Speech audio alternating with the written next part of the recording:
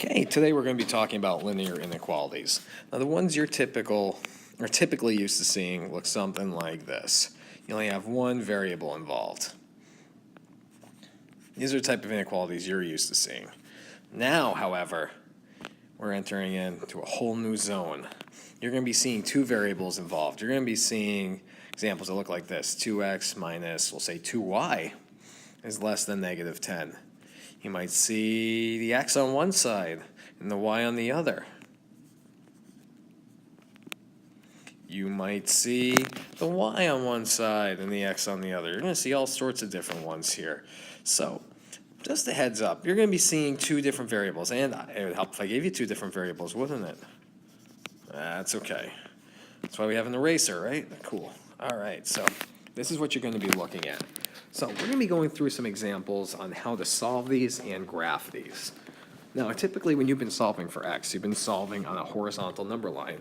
Now you're going to be using an entire coordinate grid. So let's jump into this. All right, we're going to look at our first example. Let's go with, we'll keep it easy. X, let's see, plus y is less than or equal to 8.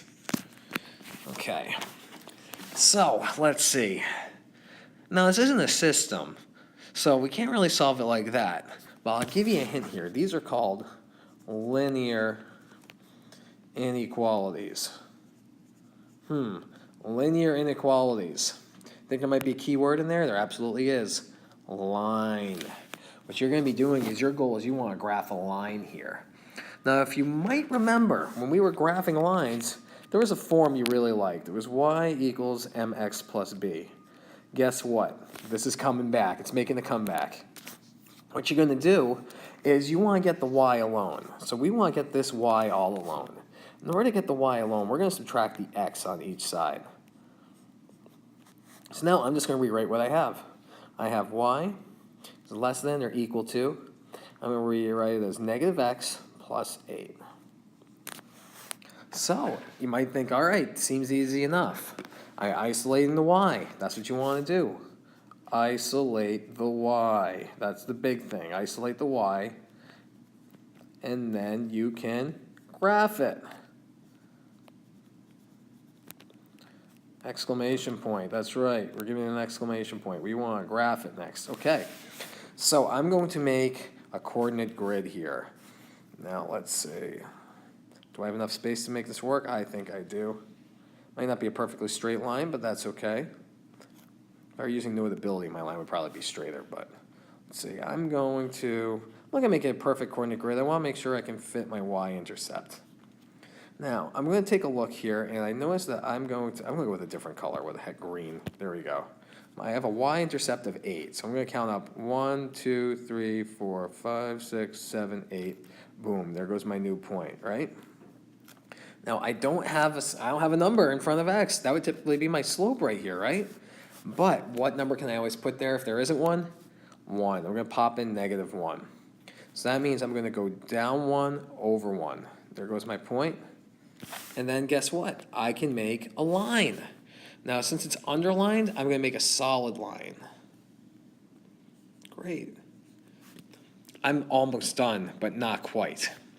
Now, if you notice, y is going to be less than in this case. So I'm going to use a different color here. What color can I use? I have purple. There we go. I'll go with purple. So if you notice, y is all alone, right? And it also happens to be less than. So if it's going to be less than, I'm going to identify my y value right here, right? 8. That means it's going to include all values below, right? So in order to indicate that, I'm going to take all the values below 8 and I'm going to color it in. And this would be how I would solve and graph a linear inequality. So I isolate the y, I graph it, and then I color whatever values are going to be represented. What that tells me is if I take any ordered pair that falls into the shaded area, it will satisfy my inequality. Like if I take, let's see, I'm going to go with an easy one, 0, 0. Boom. If I plug that in here, let's see if it works. So let's see, 0x, excuse me. 0 times x gives me 0. 0 plus 8 gives me 8. And guess what? 8 is greater than or equal to 0. So guess what? It works. That would work for any point I chose here. I could choose any of these points that are colored in. And guess what? This coordinate grid goes on forever, so it means any points in that direction will work for this. Okay, so that's basically how you solve these. So we're going to write out some basic steps on the next page. Step 1. Isolate y. You want to isolate y.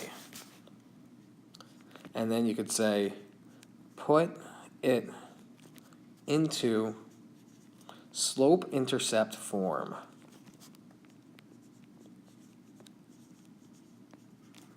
Excellent. So you put it in the slope-intercept form.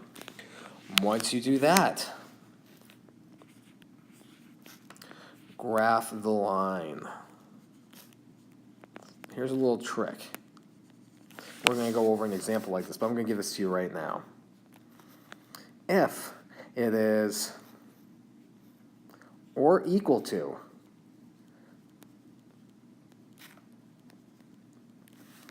which means it would look something like this, use a solid line. Use a solid line when you graph it. If not, your line will be dashed. I don't want to see dotted line. We're going to go with a dashed line. Then you graph the line. And then, if let's say, if y is less than, color below. Y is greater, color above. So you already have most of the tools for this, believe it or not. You might not even know it. So what we'll do is we'll try a few other examples just to walk you through this, and hopefully you get the idea. All right, let's try this next one. I'm going to draw my graph ahead of time. I'm going to draw a coordinate grid right over here. Again, I don't have perfectly straight lines, but we shall survive. Okay, cool. Now let's see, for this one, we'll go with, let's see, I'm just going to make this up. All right, ooh, I'm going to make this interesting. I'm going to put 2x less than or equal to, and we'll have 8. And then over here, we will have minus 2y. Ooh, I want to get y alone. This is a very literal thing I got going on here. All right, so my goal is I want to get y alone. So let's see. First thing I'm going to do is I'm going to get rid of the 8. Get rid of positive 8. I'm going to subtract 8. Now I get 2x minus 8 is less than or equal to negative 2y. All right, now I'm almost there. I want to get the y all alone. So I'm going to divide by negative 2 over here, which means I have to divide everything over here by negative 2. Notice I'm doing it to everything. All right? So, oh, wait a second. I'm dividing by a negative. Alert, alert. Hopefully you remember this. If you divide everything or multiply everything by a negative, you have to flip your inequality. That works here too as well. So I'm going to take that inequality right here. Boom, boom, boom. I'm going to flip it around. Boom, it's going in this direction now. Okay, so over here, these cancel out. I'm just left with my y, negative 2, and positive 2. When I divide those two, I'm going to get negative 1x. Negative 8 divided by negative 2 gives me positive 4. Sweet. So now, if you notice, I got x plus b over here. I like that. I got y over here. I can graph my line. Sweet. So now I'm going to go with, I'll go with blue for this. Why the heck not, right? I'm going to find my y-intercept, which is 4. 1, 2, 3, 4. Graph my point. Now again, oh, got a negative slope, so I'm going to go down 1, over 1. Put in my dot here. Now I'm going to make my line. And again, the line is underlined. It probably should have gone with one that wasn't, but that's okay. Make my line. Great. Now I'm going to look at that y here. That's important. I'm going to take a look at it. And I want a different color. I'm going to go with, come on. Is there an orangish? It looks like I'm just going to have to go with yellow. Oh, wait. Something different. Orange. Okay, good enough. Done. Cool. So I'm going to take a look. Y happens to be less. So since it's going to be less, right, that's going to go beneath here, I'm going to color everything below. So that means any point beneath this line will satisfy my inequality. So I'm going to check it. You don't have to check it. It's always a good idea. I go with the easiest point I can find. In this case, the easiest point I can find is 0, 0, my origin. I'm going to plug it in here. I'm going to plug it into my original inequality. So 2 times 0, then 8 minus 2 times 0. Let's see, 0 is less than 8. Or, yep, that absolutely works. So guess what? This worked out pretty well. Worked in our favor. Great. Let's try another one. Not a bad idea. We'll go with a different one. We'll go with one that is not or equal to. All right. Make this one a little bit easier, because we can, right? Cool. So I'm going to go with y is, you know, we've been doing a lot of y lesson. We'll make y greater than this time, right? Y is dope. There we go. Cool. Give me color, man. Okay, cool. Y is greater than, let's say, oh, that's interesting. 3 over 2 x minus 2. All right. Good news is this is already in slope-intercept form, so I'm just going to make my graph just like so. Cool. Make my line. Great. All right, so now let's start looking. Let's start graphing. I got -2 for my y-intercept, so I'm going to go down 1, 2. Boom, made my -2. All right, now for my second point, I'm going to go with that slope. Top number means I'm going to go up 3. So I'm going to go 1, 2, 3. Bottom number here, that means I'm going to go over 2. 1, 2. Make my point. I've seen kids actually go about and make more points to make a straight line. That's great. So you go up 1, 2, 3, 1, 2. Put your next line dot here. Put your next point in. Go over here. You can go the opposite way. Go over 1, 2, down. There we go. Now I can get a nice straight line. Now if you'll notice, my inequality here is not underlined. So I'm going to make it dashed. See? Making dashes here. Cool. And if you notice this time, y is greater, right? It's greater.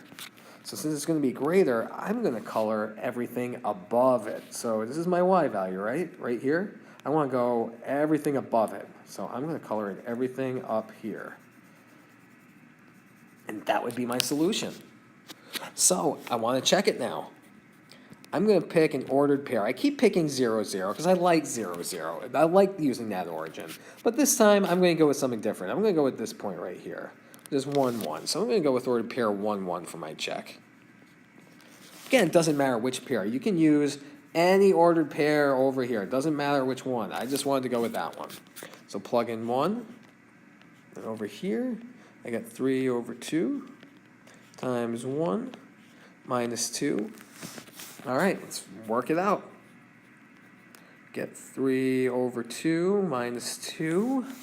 All right, so now I got to do a bit of fraction work here. You know, I'm going to eliminate the fractions. Why not, right? Multiply everything by 2. Multiply everything by 2 here.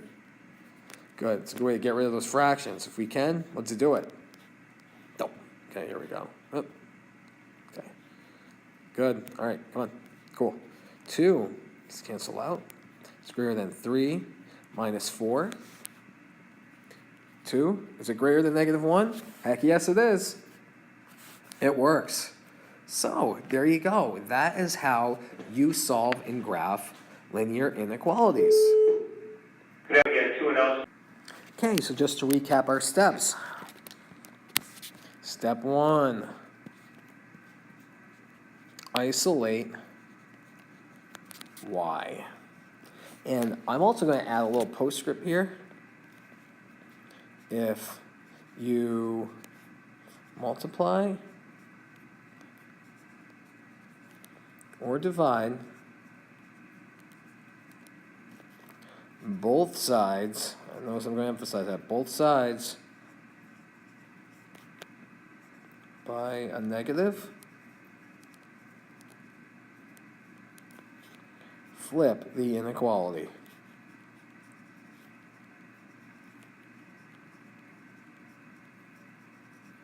Cool.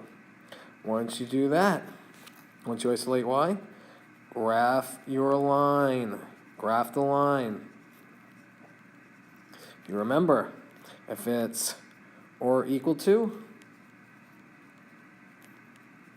your line will be solid. Bryson, please report to the main office. Thank you. Apparently you're looking for Bryson. Okay, and if it is not, if not, it is dashed, just like we did in that last example.